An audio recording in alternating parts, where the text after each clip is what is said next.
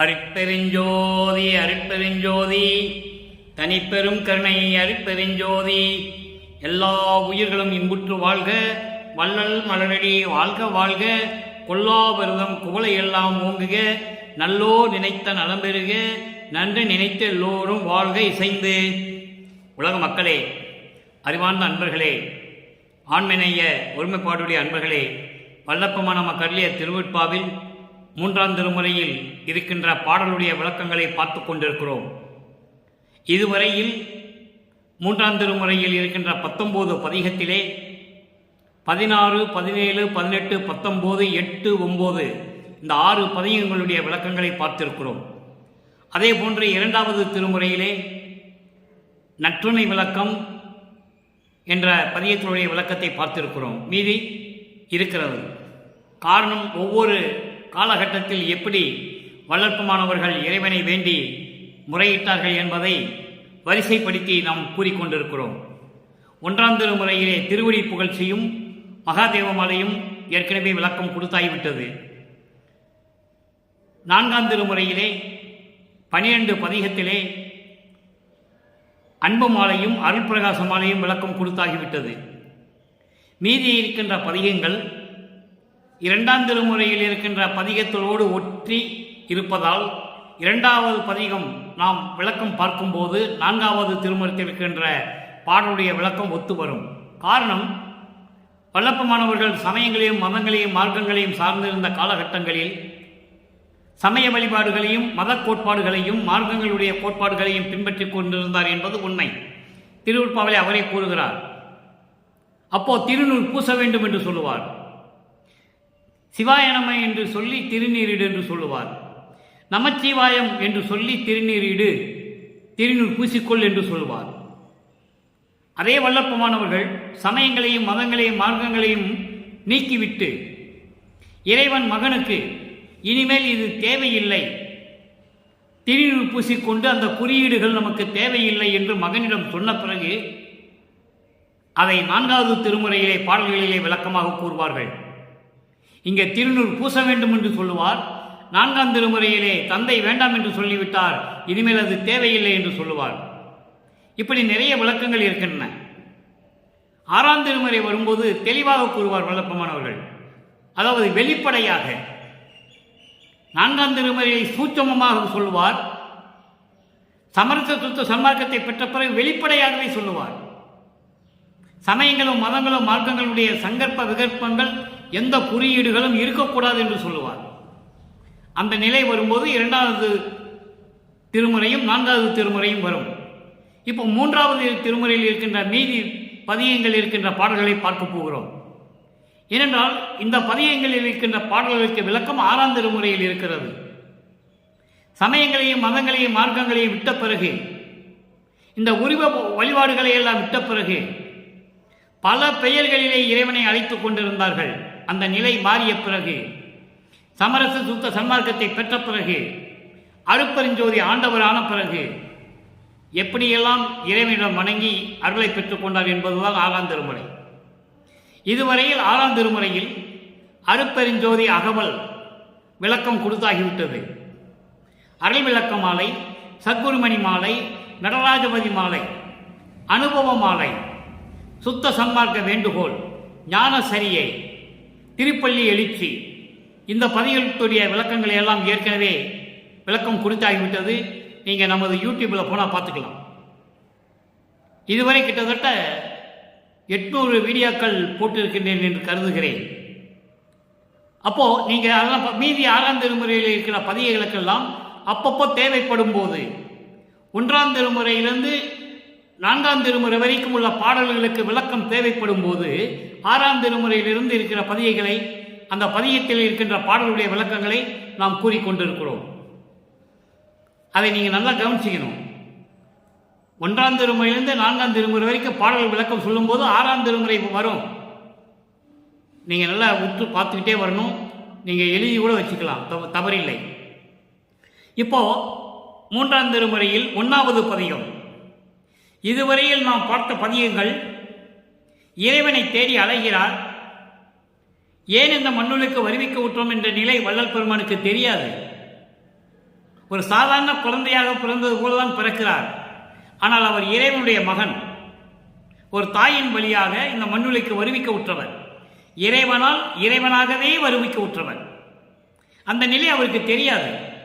அந்த நிலையில் ஒவ்வொரு திருமுறையிலும் எப்படியெல்லாம் இறைவனை வேண்டினார் என்பதையும், இந்த 3ஆம் திருமுறை என்பது இறைவனுடைய மறைப்பை நீக்கிய பிறகு, அதாவது தனது மகன் நமது குழந்தை இறைவன் வள்ளற்பெருமான் குழந்தை இறைவனாக இருக்கும்போது அவருடைய மறைப்பை நீக்கிவிட்டு சென்று விட்டார்.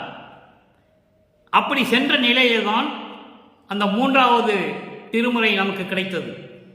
3ஆம் திருமுறையை நமக்கு அருளியிருந்தார்கள் நமது இறைவன் வள்ளற்பெருமான் அவர்கள். மகனுடைய மறைப்பை நீக்கி விடுகிறார். இவர் யார் என்ற நிலை தெரிந்து விடுகிறது, இறைவன் யார் என்று தெரிந்து விடுகிறது. ஆனால் இறைவனை பார்க்க முடியவில்லை. மகனை பார்த்து சிவபெருமான் ஓடுகிறார். இவனிடம் மாட்டவே கூடாது, மாட்டினவன் தொலைஞ்சோம். தெருவில் ஓடுறார். இவர் போய் நிற்கிறாரு, அவர் ஓடுறாரு. இவர் ஓட்டத்தை பிடிக்க முடியல.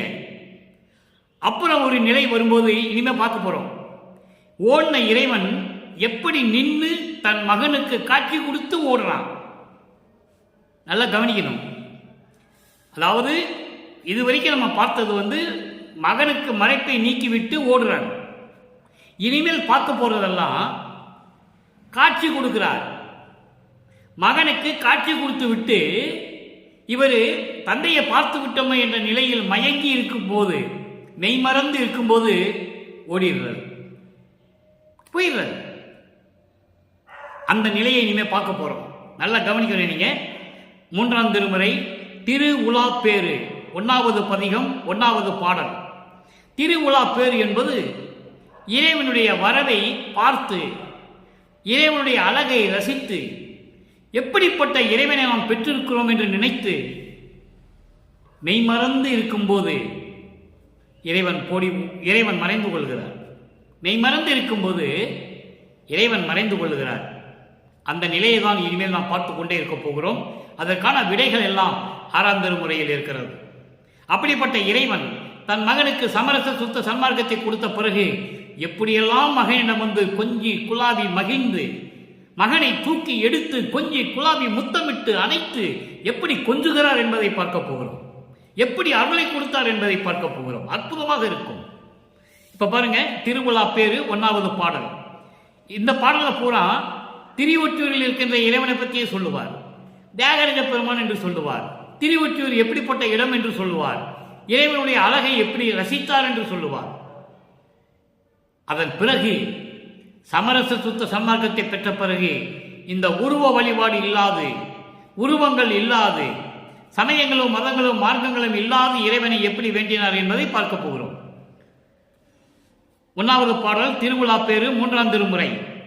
சீரார் வளம் சேர் ஒற்றி நகர் தியாகப் பெருமான் பவனிதனை ஊராருடன் சென்று எனது நெஞ்சம் உவகை ஓங்க பார்த்தனன் கான். வாரார் முளைக்கண் மலைகளென வளர்ந்த வளைகள், மலைகளென வளர்ந்த வளைகள் தளர்ந்தனவால் ஏறார் குழலாய் என்னடி நான் இச்சை மயமாய் நின்றதுவே. இது பாடல். தன்னை தலைவியாகவும் இறைவனை தலைவனாகவும் கற்பனை செய்து, தன்னை ஒரு பெண்ணாக கற்பனை செய்து, உள்ளத்தை தோழியாக வர்ணனை செய்து இந்த பாடலை உலக மக்களுக்காக வல்லப்பெருமானவர்கள் நமக்கு அருளி இருக்கிறார்கள். அப்ப என்ன சொல்றார்? தோழிகிட்ட சொல்லுவது போல உலக மக்களுக்கு சொல்லுகிறார். நல்லா கவனிக்கணும். நீங்க உள்ளத்திலும் சொல்லுகிறார். உள்ளத்திலும் சொல்லுவது போல உலக மக்களுக்கு சொல்லுகிறார். சீரார் வளம் சேர் ஒற்றி நகர் தியாகப் பெருமான், சீரோடும் புகழோடும் சிறப்போடும் விளங்கிக் கொண்டிருக்கின்ற திருவொற்றியூரிலே இருக்கின்ற தியாகராஜ பெருமான் பவனிதனை, அவருடைய திருவிழா வருவதை பார்த்து நான் ஊர் மக்களோடு சென்று கொண்டு, ஊர் மக்கள் எல்லாம் அங்கு பார்த்து கொண்டிருக்கிறார்கள், நான் அவர்களோடு சேர்ந்து கொண்டேன். சென்று நெஞ்சம் உவகை ஓங்க பார்த்த நன்கான், உள்ளம் மகிழ நான் இறைவனை கண்டேன் தோழி. உள்ளமே, உலக மக்களே, உலக மக்களிடம், அதாவது தோழியிடம் சொல்லுவது போல, உள்ளத்திடம் சொல்லுவது போல உலக மக்களுக்கு சொல்லிக் கொண்டிருக்கிறார் நமது இறைவன் வல்லற்பெருமான் அவர்கள். நான் இறைவனை பார்த்து விட்டேன். எப்படி இருந்தாராம்? வாரார் முளைக்கண் மலைகளென வளர்ந்த வளைகள். தளர்ந்தனவா ஏறார் குழலாய் என்னடி நான் இச்சை மயமாய் நின்றதுவே. இறைவனை பார்த்தேன், எப்படி மலைகள் போன்று திடம் வாய்ந்த அந்த இரண்டு மார்புகள், நெஞ்சு மார்பு இரண்டு மலைகள் போல இரண்டு பக்கமான திரண்டு கொண்டிருந்த அந்த மார்பகத்திலே வளையங்களை அணிந்திருந்தார்.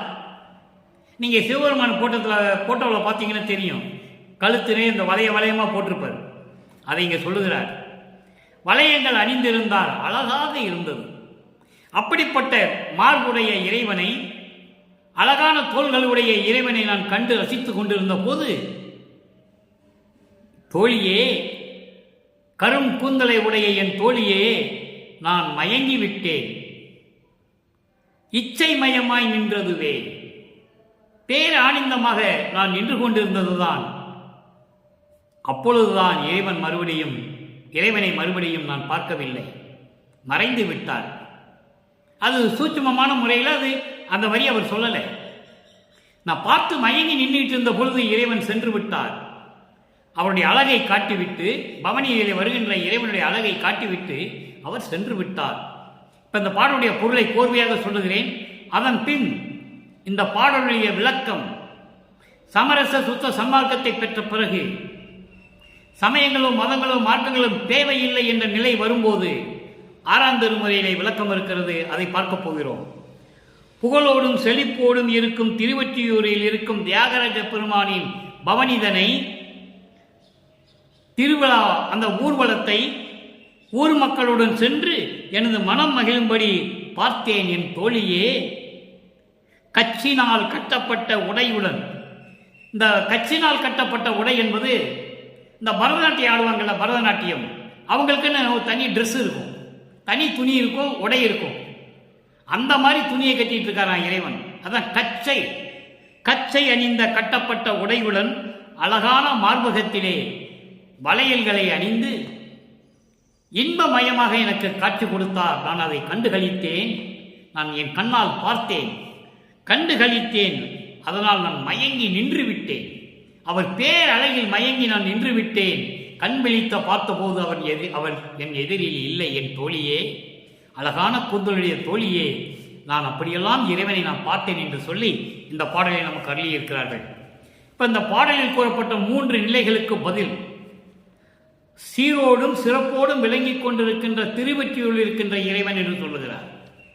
அதே இறைவனை மதங்களும் சமயங்களும் மார்க்கங்களும் தேவையில்லை நிலை என்று வரும்போது, சமரச சுத்த சன்மார்க்கத்தை பெற்ற பிறகு சத்திய ஞான சபையில் இருக்கின்ற இறைவன் அருப்பெருஞ்சோதி என்று சொல்லுவார். அடுத்த ஒரு நிலை, நான் ஊராருடன் சென்று இறைவனை பார்த்தேன் என்று சொல்லுவார். இங்கே நான் தனியாக நின்று நான் இறைவனை பார்த்தேன் என்று தோழியிடம் சொல்லுவது போல உலக மக்களுக்கு சொல்லிக் கொண்டிருக்கிறார். 3வது ஒரு நிலை, அவர் உருவகப்படுத்தி அவர் கழுத்திலே அழகான வளையங்கள் அணிந்திருந்து அவ்வளவு அழகாக நான் பார்த்தேன் என்று சொல்லுவார். அழகான உருவத்தோடு நான் பார்த்தேன் என்று சொல்லுவார். இங்கே அருப்பெருஞ்சோதியை பார்த்தேன் என்று சொல்லுவார். நீங்கள் நல்லா புரிந்து கொள்ள வேண்டும் மக்களே. 200 ஆண்டுகள் ஆகிவிட்டது. வல்லப்பமான இந்த மண்ணுலைக்கு வருவிக்க உற்று, குழந்தை இறைவனாக வருவிக்க உற்று, குழந்தை இறைவனாகவே வளர்ந்து, குழந்தை இறைவனாகவே இருந்து, வாலிப பருவத்திலே தனக்கோடி அம்மையாருக்கு தாலி கட்டி அந்த அம்மையாருடைய சாபத்தை நீக்கி, இப்படியெல்லாம் நிறைய இருக்கின்றன. அதெல்லாம் சொல்ல வேண்டும் என்றால் நம் பாடலுடைய விளக்கத்தை பார்க்க முடியாது, நேரம் கடந்துவிடும். இப்படியெல்லாம் இருந்த இறைவனை யாருமே சொல்லவில்லை மக்களிடம். வள்ளல் பெருமானை ஒரு சாதாரண குழந்தையாகவே வர்ணனை செய்தார்கள். சாதாரண ஒரு வாலிப வயதில் இருந்த மனிதனாகவே வர்ணனை செய்தார்கள். அப்படியே சொல்லிக்கொண்டே இருக்கிறார்கள். அது தவறு. அவர் இறைவன் என்பதை நீங்கள் புரிந்து கொள்ள வேண்டும். அதற்கான காரணங்கள், அதற்கான உண்மைகள் எல்லாம் திருவெட்பாவில் இருக்கின்றன. 6ஆம் திருமுறை பாருங்க. 6ஆம் திருமுறையில பிள்ளை பெருவிண்ணப்பம் பதிகம் 20. பிள்ளை பெருவிண்ணப்பம், பிள்ளை பெருவிண்ணப்பம் 1வது பாடல். 3ஆம் திருமுறையில் இருக்கின்ற 1வது பாடலுக்கு பிள்ளை பெருவிண்ணப்பத்திலே முதல் பாடல் விளக்கம். தனி பெரும் ஜோதி தலைவனே. அங்கே சீரோடும் புகழோடும் விளங்கிக் கொண்டிருக்கின்ற திருவெற்றியில் இருக்கின்ற தியாகராஜ பெருமான் என்று சொல்லுவார். இங்க எப்படி சொல்ற பாருங்க, சமரச சுத்த சன்மார்க்கத்தை பெற்ற பிறகு சமயங்கள் வேண்டாம், மதங்கள் வேண்டாம், மார்க்கங்கள் வேண்டாம் என்று சொல்லிவிட்டார். அதன் பிறகு தனிப்பெருஞ்சோதி தலைவனே, எனது தந்தையே, அங்க தந்தை என்று சொல்ல மாட்டார், இறைவன் என்று சொல்லுவார். இறைவன் என்னை பார்த்துவிட்டு ஓடுகிறான் என்று சொல்லுவார். அப்போ அவருக்கு இவர் தந்தை என்று தெரியாது, மறைப்பை மட்டும் நீக்கிவிட்டார், அவ்வளவுதான். அதுக்கு பிறகுதான் சொல்றாரே, எனது தந்தையே, திருச்சிற்றம்பலத்தே கனி பெறும் கருணை கடலே கடவுளே, அடியேன் கருதி நின்று உரைக்கும் இனிப்பு ஊறும் எனது திருவுள்ளத்து அடைத்தே எனக்கு அருள் புரிக நீ விரைந்தே, இனி சிறிபொழுதும் தரித்திடே உன்றன் இணைமலர் பொன்னடி ஆணை. எப்படி சொல்ற பாருங்க, தனித்தலைமை பெறும்பதியே, தலைவனே, சமரச சுத்த சன்மார்க்க தலைவனாகிய அருப்பெருஞ்சோதி ஆண்டவரே. சமரச சுத்த சன்மார்க்கத்தின் தலைவன் யார்? அருப்பெருஞ்சோதி. இவர் செயலாற்றுகிறார், செயலாளர். வல்லப்பமானவர்கள் சமரச சுத்த சன்மார்க்கத்தின் செயலாளர். தெளிவா சொல்லுவார், நீ சொல்ற நான் செய்யறேன், அவ்வளவுதான், முடிஞ்சு போச்சு. எனது தந்தையே, திருச்சிற்றம்பலத்திலே கனி பெரும் கருணை கடலே, திருச்சிற்றம்பலத்தில் இருக்கின்ற பேரின்பமான கருணை கடலே, அடியேன் கருதி நின்று உரைக்கும், இந்த அடியேன் உள்ளத்தில் நினைத்ததை உன்னிடம் சொல்லக்கூடிய அந்த பேரின்பமான தயவும் இரக்கமுடைய உனது திருவுள்ளத்தில் அடைத்து, திருவுள்ளத்தில் நினைத்து, உனது திருவுள்ளத்தில் ஏற்றுக்கொண்டு எனக்கு அருள் புரிய நீ விரைந்தே, உடனே நீ அருள் புரிய வேண்டும்.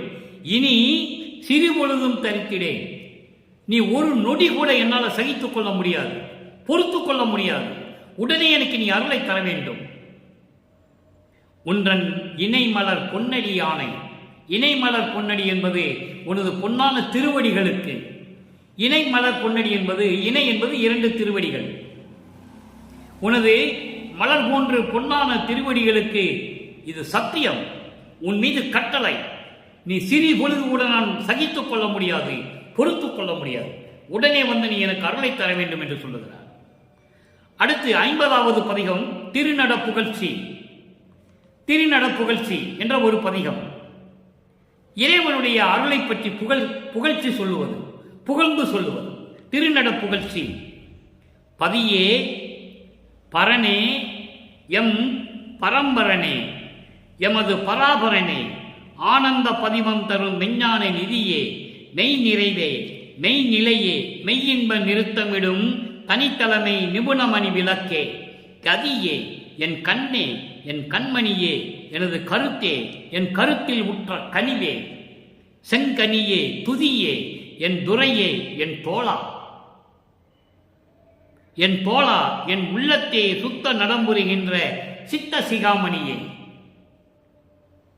இந்த பிரபஞ்சம் தோன்றிய காலத்திலிருந்தே இறைவன் தனக்கு தோழனாக இருந்தான், தனக்கு துணையாக இருந்தான், இப்படியெல்லாம் சொல்லி இருக்கிறார்கள். வள்ளற்பெருமானுக்கு தோழனாகவும் தந்தையாகவும் இறைவனாகவும் சுத்த சன்மார்க்கத்தின் தலைவனாகவும் இருந்து கொண்டிருந்தார் என்பதை இந்த பாடலிலே பார்க்க போகிறோம். பதியே, பதியே என்றால் கடவுளே. பரனே, பரனே என்றால் பேரின்பமான இறைவனே, பரவெளியில் இருக்கின்ற இறைவனே. அதான் ஞானதேகம். பரவெளி என்பது ஞானதேகம். அதனால்தான் சொல்லுகிறார் பரனே, ஞானதேகத்தை உடைய இறைவனே, எம் பரம்பரனே.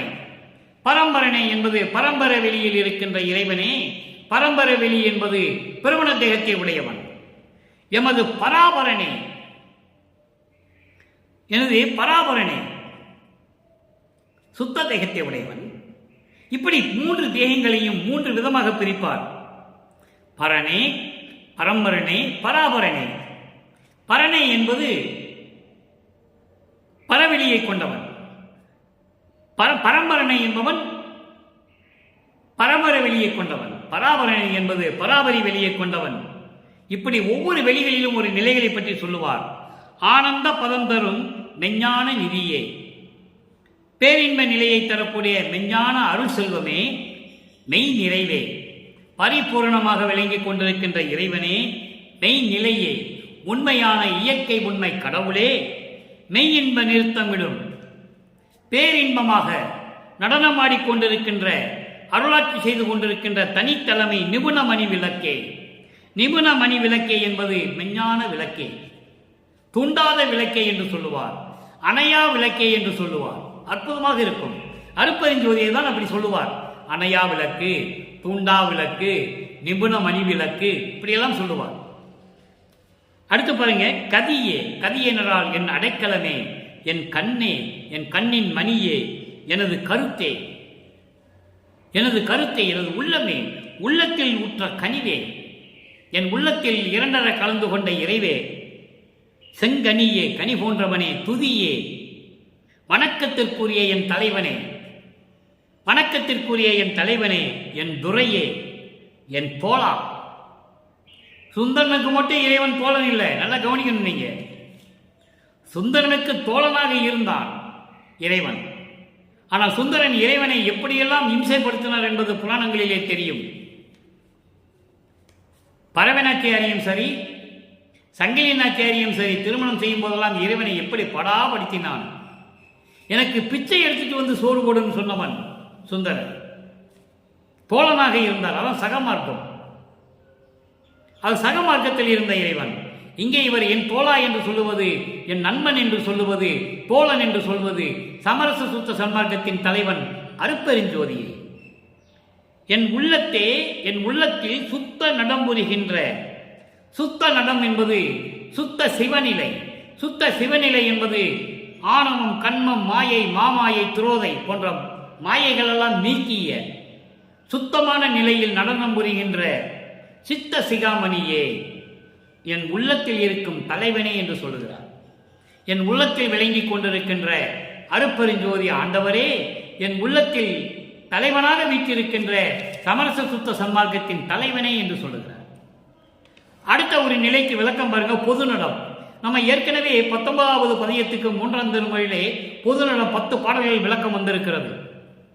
இனி 10 பாடல்கள் பின்னால் இருக்கிறது. மொத்தம் 20 பாடல்களை கொடுத்திருக்கிறார் விளக்கமானவர்கள். இந்த திருவிழா பேர் வரும்போது 11வது பாடலிலிருந்து தொடங்கும் அந்த 10 பாடல். 6ஆம் திருமுறையிலே பாடலை பிரித்து போட முடியாது. நாம தான் 3ஆம் திருமுறையை பிரித்து பார்க்க வேண்டும். அது இறைவனுடைய தயவும் கருணை இருந்தால் தான் முடியும். அந்த அடிப்படையில் இந்த வள்ளலார் ஊழியை நான் உங்களுக்கு விளக்கம் தந்து கொண்டிருக்கிறேன். இறைவன் கொடுத்த தயவு, இறைவன் கொடுத்த கருணை, இறைவன் கொடுத்த விளக்கம், அதில் எந்த மாற்றமும் கிடையாது. சத்தியம். என் தலைவன் மீது ஆணை, என் கடவுள் மீது ஆணை. அந்த முறையில் விளக்கம் தந்து கொண்டிருக்கிறோம். இப்ப பாருங்க, பொது நடத்தில் 11வது பாடல். இங்கே திருவிழா பேர்ல 1வது பாடலுக்கு விளக்கம் அந்த 11வது பாடல். தன்மை காண்பறிய தலைவனே, அற்புதமான விளக்கம் இது, யாராலையும் சொல்ல முடியாது. தன்மை காண்பறிய தலைவனே, எல்லாம் தரவல்ல சம்புவே, சமய புண்மை நீத்து.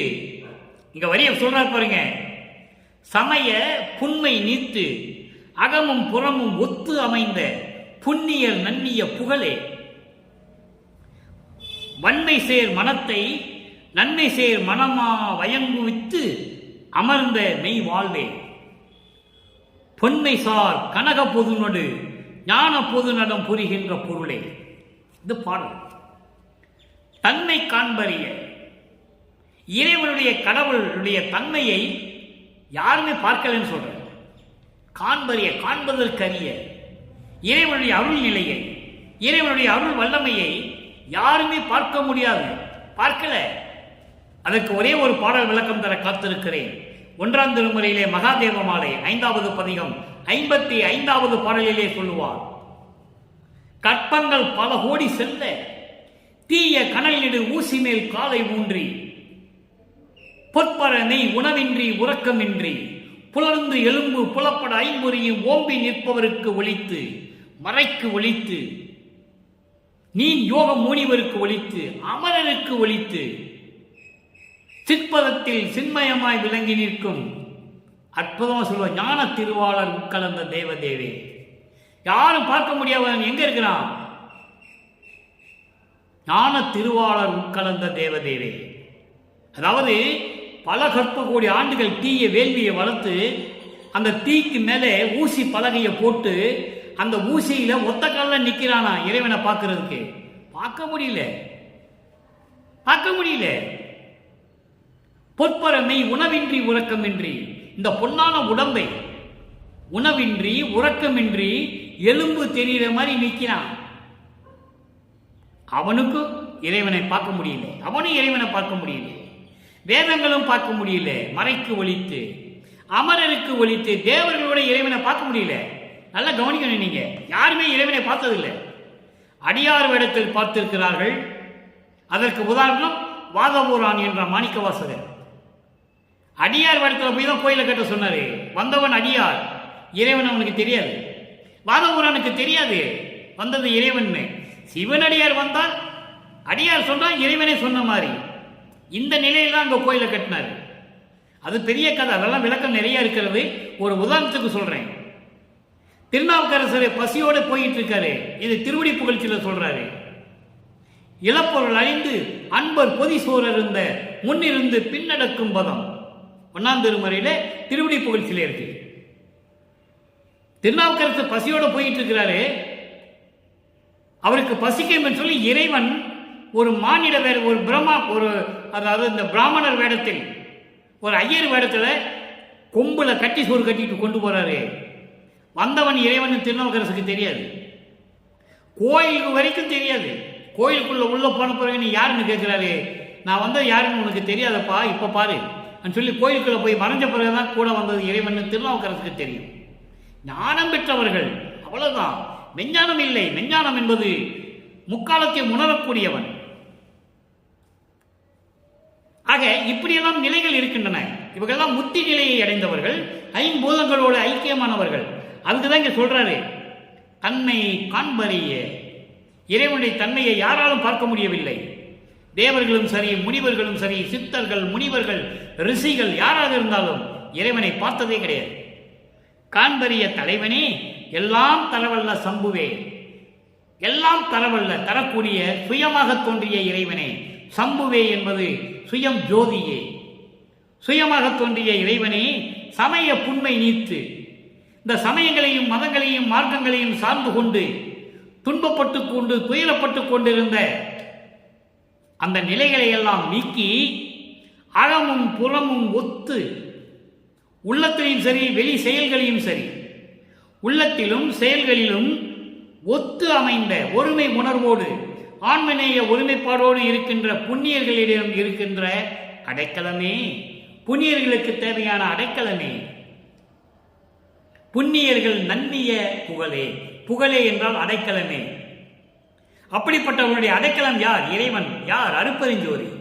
அதை தான் இங்க சொல்கிறார். சமய புண்மை நீத்து விடமாட்டார் வள்ளல் பெருமான். அவ்வளவு அழகாக சொல்லுவார். இறைவன் மக்களுக்காக சொல்லுகிறார். புண்ணியர் நன்னிய புகழே, இப்படிப்பட்ட புண்ணியர்கள் எல்லாம் சேரக்கூடிய பொருந்திய அடைக்கலமே இறைவனே. வன்மை சேர் மனத்தை, தீய குணங்கள் கொண்ட இந்த மனத்தை நல்ல குணங்களாக மாற்றி விளங்க வைத்து என் உள்ளத்திலே அமர்ந்த மெய் வாழ்வே, என் உள்ளத்தில் கலந்து கொண்ட மெய் வாழ்வே, உண்மையான இறைவனே, அருட்பெருஞ்சோதியே, எனது வாழ்வே, எனது வாழ்க்கையே என்று சொல்லுகிறார். அடுத்து பொன்மை சார். பொன்மை சார் என்றது பொண்ணு போன்று மின்னுகின்ற, பொன் போன்று மின்னுகின்ற கனக பொது. கனக பொது என்பது பொன்னம்பலம், பொன்னம்பலம் என்பது பொற்சபை, கனகம் என்பது பொன். ஆக பொன்னை போன்று மின்னிக் கொண்டிருக்கின்ற அந்த பொற்சபையிலே அருள் நடனம் செய்து கொண்டு அருளாட்சி செய்து கொண்டிருக்கின்ற இறைவனே, அருட்பெருஞ்சோதியே. பொருள் என்பது அருட்பெருஞ்சோதி என்று சொல்லுகிறார். இறுதியாக அன்பர்களே, ஒரே ஒரு விளக்கம். அடைக்கலம் புகுதல். இப்போ 3ஆம் திருமுறையில இறைவனை பார்க்கிறாரு. இறைவனுடைய அந்த உருவத்தை பார்த்து மெய்மறந்து நிற்கிறாரு. அருளை வாங்க முடியல. இவர் மெய்மறந்து நின்ற நிலையில ஏமாத்திட்டு போயிடுறாரு. அதுக்கப்புறம் சமயங்களையும் மதங்களையும் மார்க்கங்களையும் நீக்கின பிறகு சமரச சுத்த சன்மார்க்கத்தை பெற்ற பிறகு இந்த விளக்கங்களை பார்த்து கொண்டிருக்கிறோம். கடைசியிலே அடைக்கலம் புகுதல். அடைக்கலம் புகுதல் என்பது நீதான் எனக்கு அடைக்கலம் கொடுத்தவன், நான் உன் அடைக்கலம் தான். அடைக்கலம் என்பது வேறு யாரும் இவரை நெருங்க முடியாது. இறைவனிட்ட நம்ம அடைக்கலம் அடைஞ்சிட்டோம்னா வேறு யாரும் வர முடியாது. அடைக்கலம் புகுதல், இறைவனிடம் போய் எப்படி சேர்கிறார், அதை எப்படி பாடலிலே சொல்லுகிறார். 65வது பதிகம் அடைக்கலம் புகுதல் 1வது பாடல். இங்க பாருங்க, என்னா நின்றேன், என்ன வார்த்தை, என்ன உண்மை, என்ன பிரபஞ்சத்தின் உண்மை. என்னா நின்றேன், என்னமெல்லாம் எய்த அருள் செய்கின்ற தனி தன்னமுதே, தண்ணீர் ஆரமுதே, தனி தன் ஆரமுதே, சிற்றவையில் தனித்த தலைமை பெருவாழ்வே, கண்ணார் ஒளியே, ஒளியெல்லாம் கலந்த வெளியே, கருது உறும் என் அண்ணா, ஐயா, அம்மா, என் அப்பா, யான் உன் அடைக்கலமே, நான் உன் அடைக்கலமே என்று சொல்லுகிறார். பாடலுடைய விளக்கம் பாருங்க, நல்லா கவனிச்சுட்டே வரும் நண்பர்களே, அற்புதமாக இருக்கும். என்னா நின்றேன், உன்னால் இந்த மண்ணுக்கு வருவிக்க உற்று நான் எவ்வளவு துன்பங்களையும் துயரங்களையும் அடைந்தேன். என் மானமெல்லாம் போய்விட்டது, மானம் போன வழி விடுத்தேன். எப்படியெல்லாம் பலிகளை சுமந்து கொண்டு திரிந்தேன். இது என்னாகுமோ ஏதாகுமோ என்று நான் நினைத்துக் கொண்டிருந்தேன். அப்போது நீ வந்து என் மறைப்பை நீக்கினாய். என் மறைப்பை நீக்கிவிட்டு நீ ஓடிவிட்டாய். நீ எப்பொழுது இறைவனை பார்க்க போகிறோமோ என்று நான் நினைத்துக் கொண்டிருந்த பொழுது சமயங்களையும் மதங்களையும் மார்க்கங்களை எல்லாம் நீக்கிவிட்டு எனக்கு சுத்த சன்மார்க்கத்தை கொடுத்து, எனக்கு சுத்த சன்மார்க்கத்தை கொடுத்து, மகனே நான் இருக்கிறேன் என்று சொல்லி என்னை ஆட்கொண்டாய். இனிமேல் என்னாகுமோ ஏதாகுமோ என்று நினைத்துக் கொண்டிருக்கும் பொழுது எண்ணமெல்லாம் எய்து அருள் செய்கின்ற தனி தன் ஆரமுதே. இறைவனை சொல்றார் பாருங்க, எப்படி அவங்க அப்பாவை சொல்றார் பாருங்க. இப்படியெல்லாம் இருந்து நான் நினைத்து கொண்டிருந்த காலகட்டங்களில் என் எண்ணமெல்லாம் எனக்கு அடைய நான் பெற்றுக்கொள்ளுமாறு எனக்கு அருள் செய்கின்ற தனி தன் ஆரமுதே. தன் ஆரமுதே என்பது பேரின்பமான அமுது போன்ற இறைவனை, ஒப்பற்ற, தனி என்பது ஒப்பற்ற பேரின்பமான ஆரமுதே, அமுது போன்ற இறைவனே. ஆரமுது என்பது இன்னும் இதுக்கு நிறைய விளக்கம் இருக்கு, அதெல்லாம் தனியாக ஒரு பதிவு போடணும். ஆரமுது என்பது அகம், அகப்புறம், புறம், புறப்புறம். இது அண்டங்களிலும் உண்டு, பிண்டங்களிலும் உண்டு. பிண்டங்களிலே அகம் என்பது ஆன்மா, அகப்புறம் என்பது ஜீவன், புறம் என்பது இந்திரியங்கள், அதாவது பொறிகள், ஐம்பொறிகள், கண், காது, மூக்கு, வாய்மை. புறப்புறம் என்பது மனம், சித்தம், புத்தி, அகங்காரம். இப்படி நிறைய விளக்கங்கள் இருக்கின்றன. இது பிண்டங்களில். அண்டங்களிலே அகம் என்பது அக்கினி, அகப்புறம் என்பது சூரியன், புறம் என்பது சந்திரன், புறப்புறம் என்பது ஒளிப்பொருளாகிய நட்சத்திரங்கள். இதைத்தான் ஆரமுது என்று சொல்லுவார். இங்கே அந்த மாதிரி இறைவனை சொல்லுகிறார், தனி தன் ஆரமுதே.